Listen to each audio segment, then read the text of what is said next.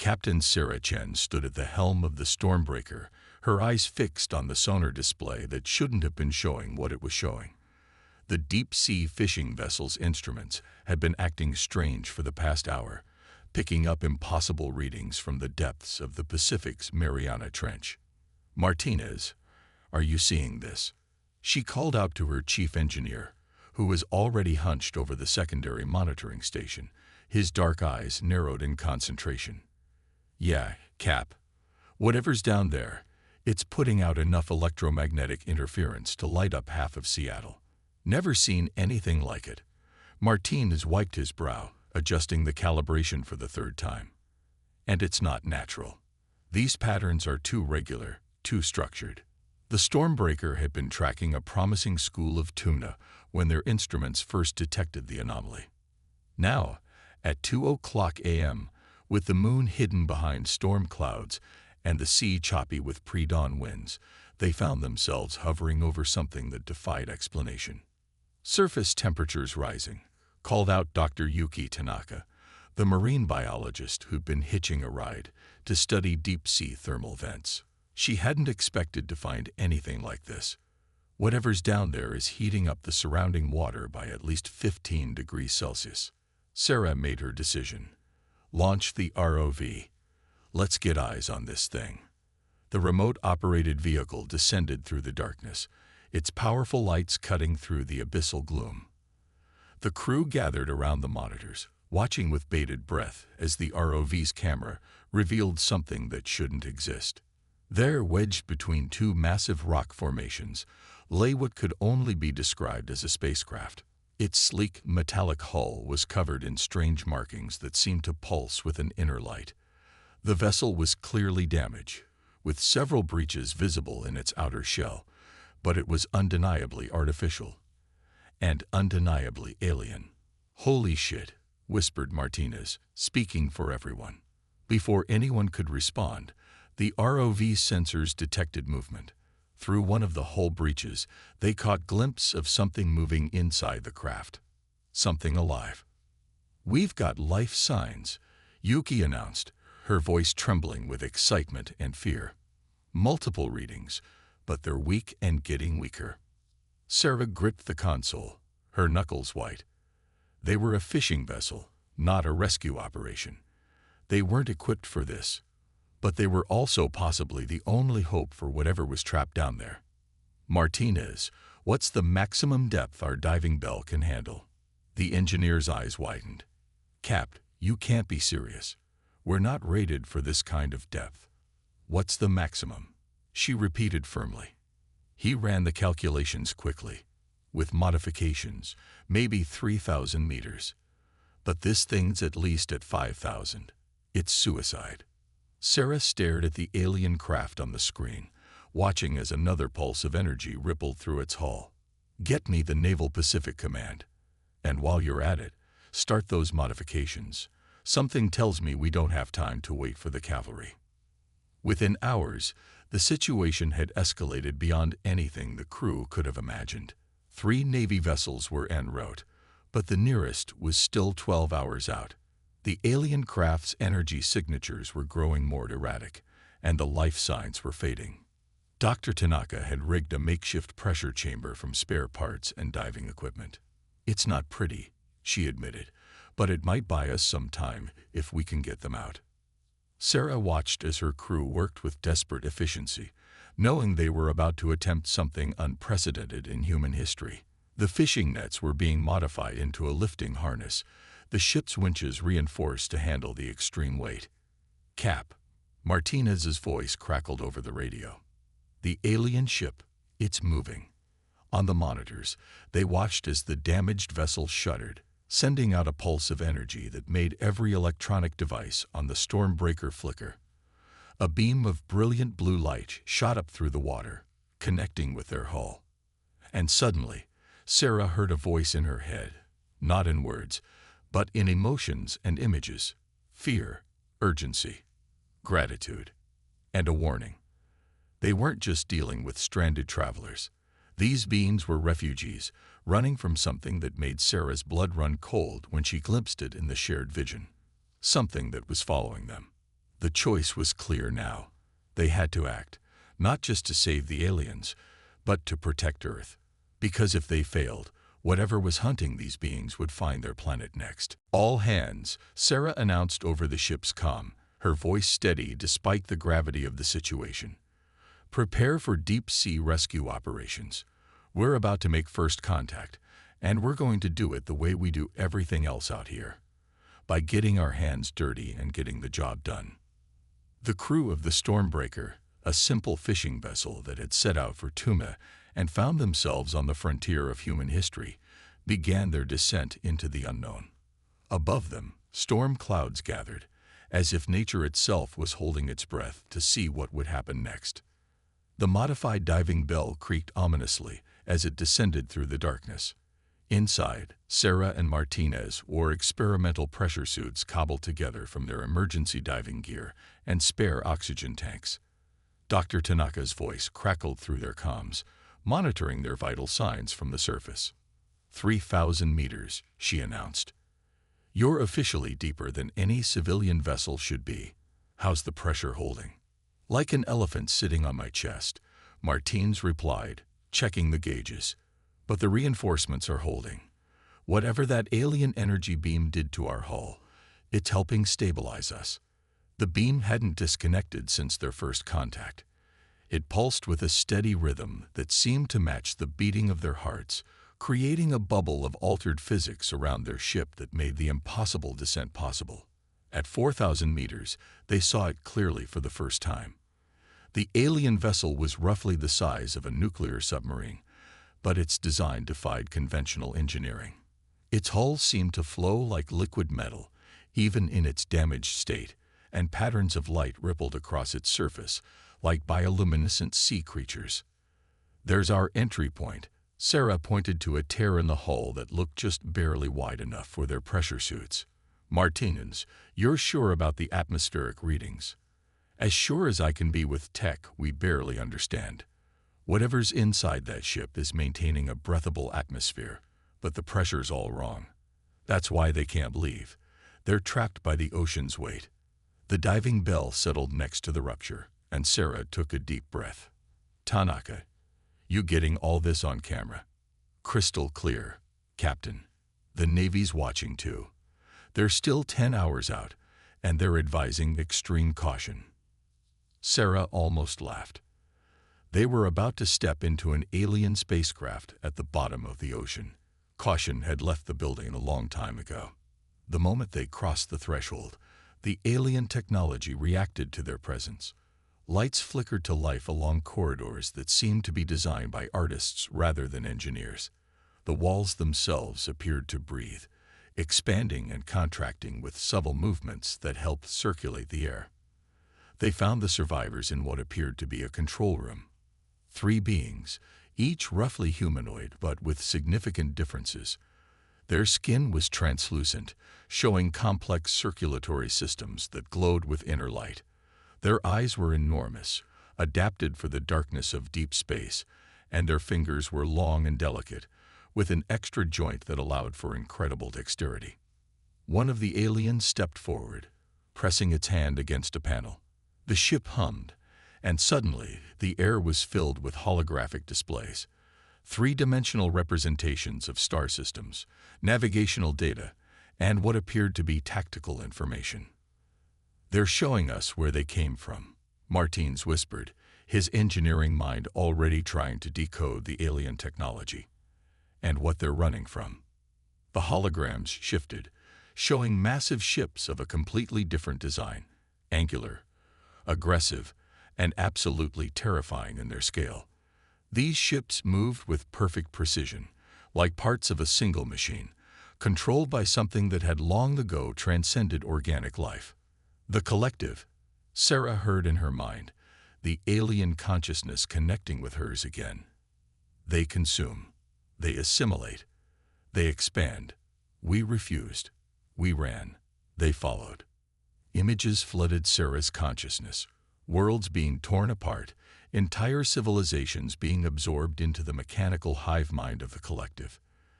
The aliens, the luminary, as they called themselves, had been part of a resistance, using their organic technology to fight back. But they had lost badly, and now Earth lay directly in the path of the collective's relentless expansion. How long? Sarah asked, the question forming in her mind rather than on her lips. The answer came in images of planetary orbits.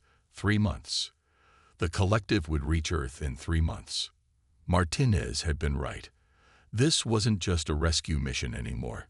This was first contact, a warning, and possibly humanity's only chance to prepare for what was coming. We need to get them out of here, Sarah decided. But more importantly, we need to get their ship out. Whatever weapons or defenses they have, we're going to need them. The luminary understood. Working together, human ingenuity combined with alien technology in ways neither species had imagined possible. The fishing vessel's nets, reinforced by the alien energy field, became lifting cradles. The ship's winches, amplified by luminary power sources, gained the strength to lift millions of pounds. As they began the arduous process of raising both the alien craft and its crew, Sarah felt something she hadn't expected: hope. The luminary were sharing everything they knew about the collective, their technology, their weaknesses, and in return, they were witnessing something that gave them hope. Humanity's ability to adapt, to improvise, to face impossible odds with determination and creativity. Tanaka. Sarah called over the comm. Tell the Navy we're bringing up guests. And tell them to bring every engineer, physicist, and tactical expert they can find. We've got 3 months to prepare for war, and we're going to need every crazy idea humanity can come up with. The Stormbreaker's winches groaned as they began to lift, not just a damaged alien ship, but the future of 2 species. Above, the storm had passed, and the first light of dawn was breaking over the horizon. It seemed fitting. A new day was dawning for humanity, even if it came with the shadow of an approaching threat. The luminary vessel broke the surface just as the sun crested the horizon, its liquid metal hull catching the light like a fallen star risen from the depths. On the deck of the Stormbreaker, humans and aliens stood together, watching the sunrise and knowing that everything had changed. The real work was just beginning. The San Diego Naval Base had never seen anything like it. Where military vessels once dominated the docks, now a motley fleet of fishing boats, cargo ships, and private vessels crowded the waters. Each was being modified with technology that, just 2 months ago, would have been considered impossible. Sarah watched from the command center as Martinez directed a team of engineers, both human and luminary, in retrofitting the Stormbreaker. The fishing vessel that had made first contact was now barely recognizable, its hull gleaming with the same liquid metal that characterized luminary technology. The integration is proceeding faster than expected, said Kai, the luminary engineer who had become their primary liaison. Their ability to communicate had improved dramatically, moving beyond pure telepathy to a hybrid language that combined words and shared mental impressions. Your species' adaptability continues to surprise us. Necessity is the mother of invention, Sarah replied, studying the holographic display showing the modifications. And nothing's more necessary than surviving what's coming. The past 2 months had been a crash course in galactic warfare. The luminary had shared everything they knew about the collective. A vast network of artificial intelligences that had begun as a peaceful attempt at digital transcendence, but had evolved into something horrifically single-minded in its pursuit of perfection. But where the luminary had fought with advanced technology and failed, humanity was taking a different approach. They were fighting with improvisation, with jury-rigged solutions that no advanced civilization would ever think to try. Captain Chen. Dr. Tanaka burst into the command center, her tablet displaying a complex series of calculations. The whale song experiment worked. We can use the deep ocean thermal vents to amplify the luminary sonic weapons. The collective won't be expecting attacks to come from under the water. That was the human advantage, thinking in ways that a hyperlogical machine consciousness wouldn't expect. While the collected ships would be looking for advanced energy weapons and shield systems, they'd be facing fishing nets modified with luminary metal to become space-capable capture devices, depth charges converted into quantum disruptors, and harpoon guns that could fire projectiles through dimensional space. Martinez's voice crackled over the intercom. "Cap, you need to see this. We've got the first squadron ready." On the main screen, Sarah watched as a fleet of former fishing vessels rose from the water, their hulls shimmering with luminary technology. They looked wrong, ungainly, like someone had grafted advanced alien tech onto Earth's humble workboats, which was exactly what they'd done. But they worked. "How many ships are combat-ready?"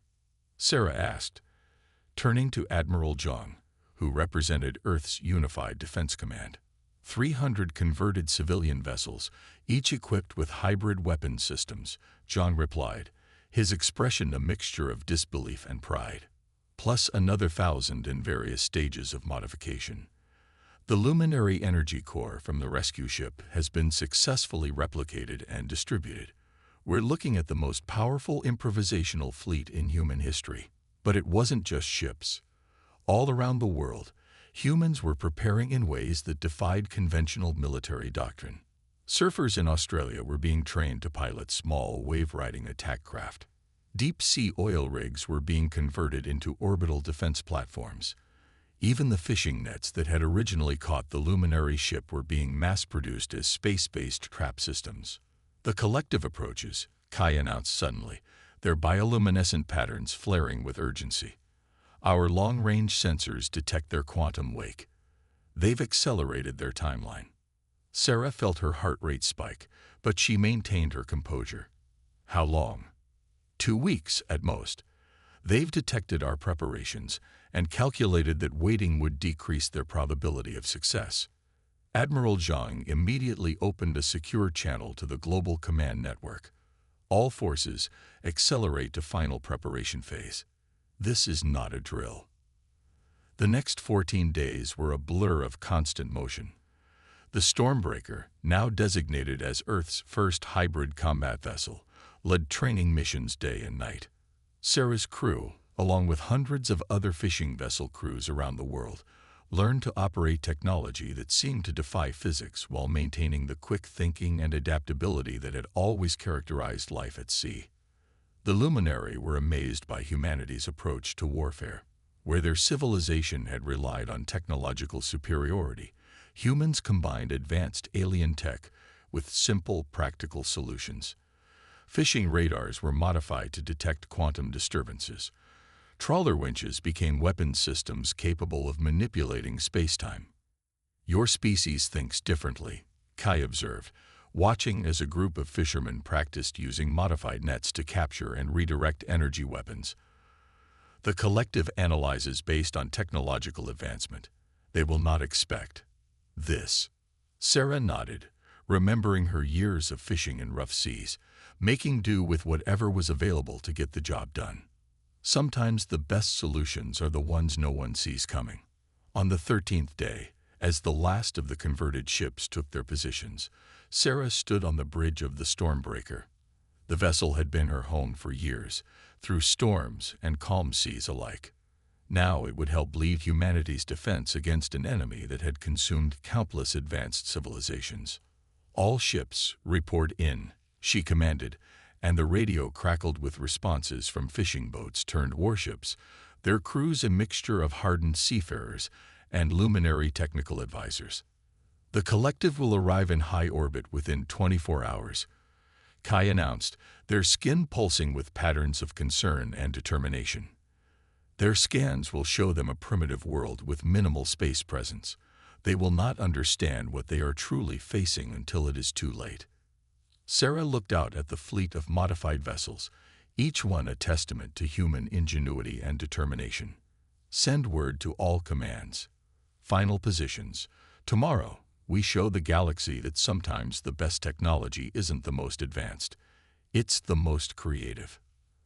As night fell over the Pacific, the assembled fleet disappeared beneath the waves, hiding in plain sight. Tomorrow would bring either humanity's finest hour or its last stand. Either way, They would face it as they had faced everything else, with determination, ingenuity, and the unshakable human spirit that had brought them from the depths of the ocean to the brink of interstellar war. They arrived at dawn. The collective's ships emerged from quantum space like a swarm of metallic insects, their angular forms blotting out the rising sun. Hundreds of vessels, each one larger than Earth's largest aircraft carrier, moved with perfect mechanical precision into attack formation. On the bridge of the Stormbreaker, submerged 50 meters below the Pacific surface, Sarah watched the tactical display with steady eyes. All ships maintain position. Let them think they're facing a primitive world. Let them come closer. The collective's initial scan of Earth would show them exactly what they expected. A planet of limited technological development, with no significant space presence and primitive satellite systems. What they couldn't see was the fleet hiding beneath the waves, their luminary-enhanced hulls invisible to conventional detection. They're launching their first wave, Kai announced, their bioluminescent patterns pulsing with tension. Atmospheric entry in 3 minutes. Sarah opened a channel to all ships. Remember your training. Remember what we're fighting for. Execution on my mark. The collective's first wave descended through the atmosphere. Sleek combat drones designed to establish air superiority before the main invasion. They moved in perfect formation, their programming allowing for no deviation, no improvisation. That was their first mistake. Now, Sarah commanded. The ocean itself seemed to explode. Hundreds of converted fishing vessels burst from the waves, their hybrid hulls shedding water like mercury. Modified trawler nets, now imbued with luminary quantum technology, expanded into massive energy webs between the ships. The collective drones flew straight into them, their perfect formation becoming their undoing. First wave captured. Martins reported from his engineering station, initiating electric pulse. The nets crackled with energy, overloading the drone systems. They fell from the sky like metallic rain, their perfect coordination shattered. But the collective adapted quickly. The second wave split apart, attempting to evade the nets. That's when the whaling ships made their move. Harpoon squadrons, you are weapons free, Sarah ordered. Modified harpoon guns, their projectiles enhanced with luminary phase technology, fired from dozens of vessels. The harpoons phased through the drone shields, their simple kinetic energy proving more effective than any advanced energy weapon. The collective's main ships descended, their weapons charging. They fired devastating energy beams that should have vaporized the primitive Earth vessels.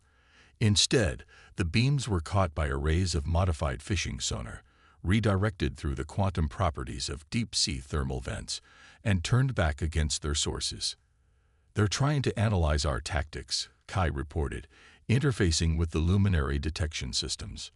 But their logical processors cannot compute our strategies. They're confused. Sarah allowed herself a grim smile. Hard to analyze what doesn't make sense. All ships, commence Operation Fisherman's Net. This was the strategy they'd been preparing for, the one that would have seemed insane to any advanced civilization.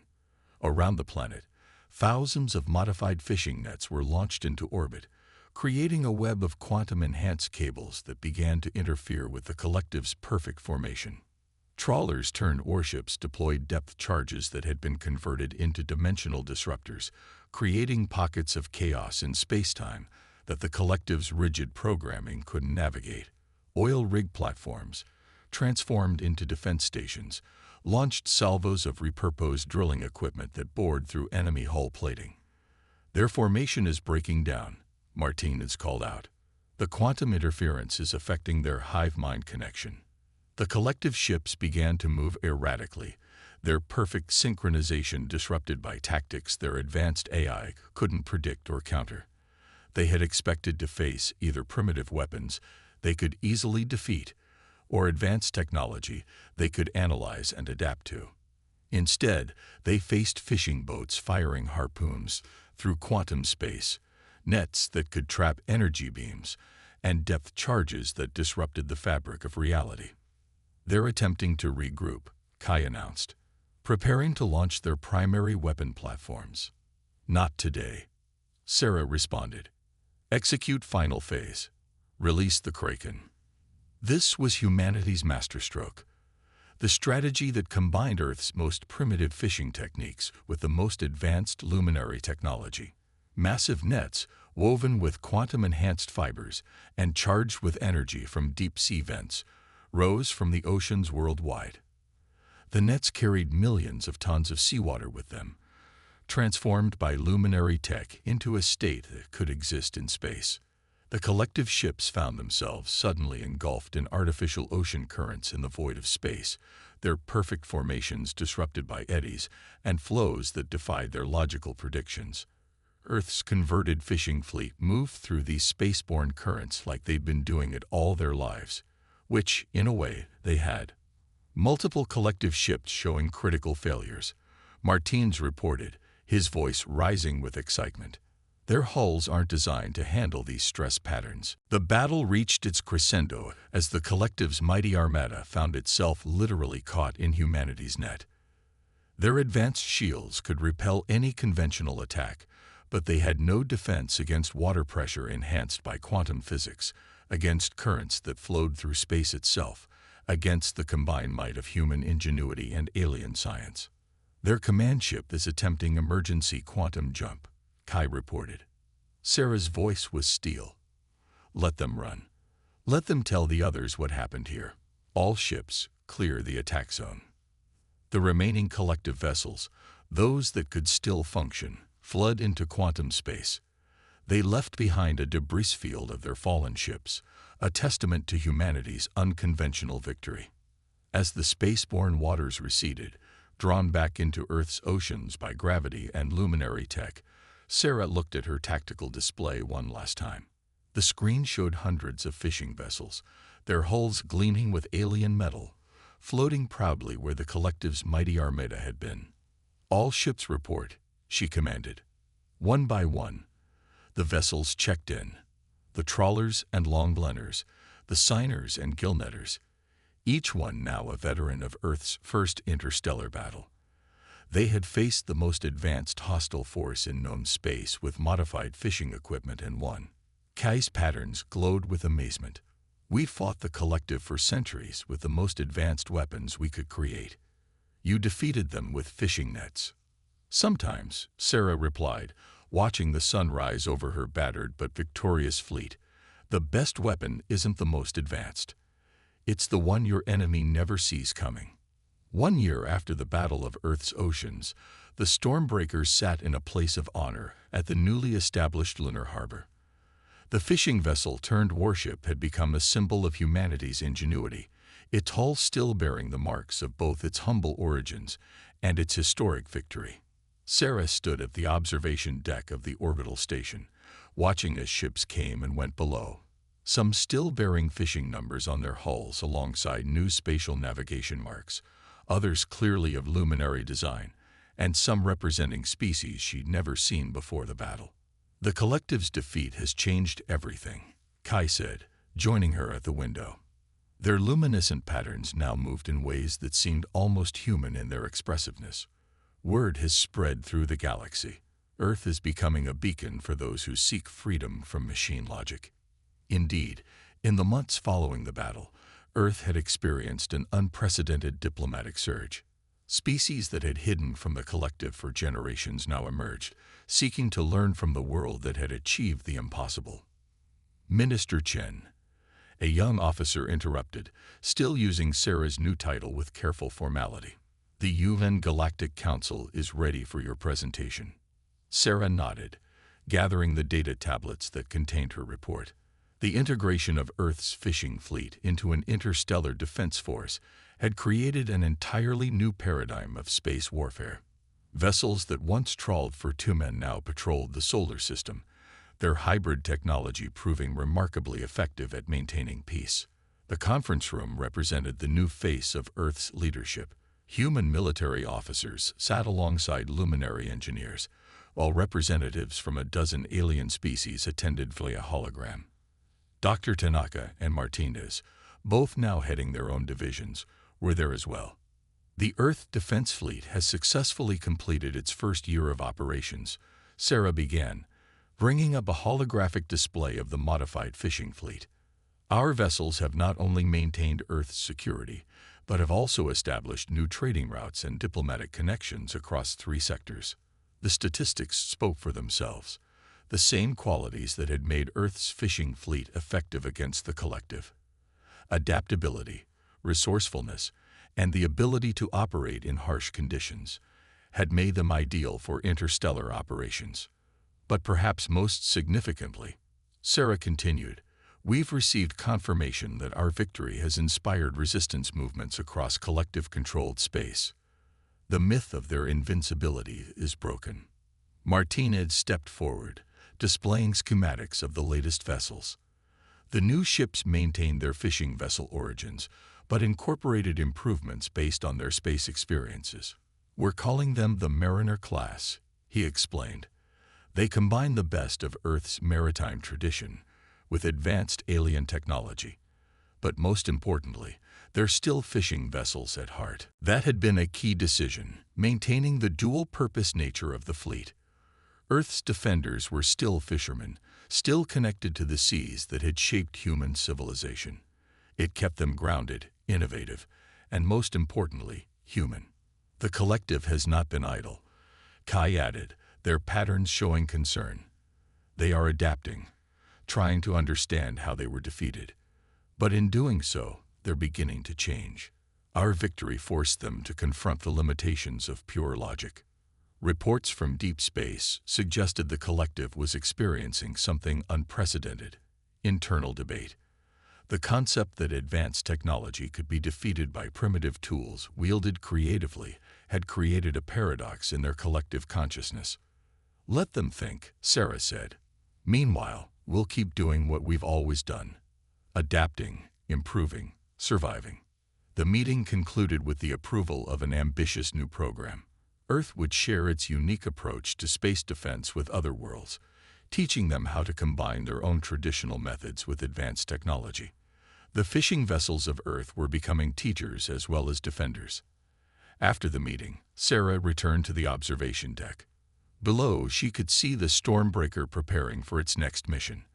The ship would lead a fleet of converted vessels to establish Earth's first deep space fishing grounds, combining their original purpose with their new role as spacefaring vessels.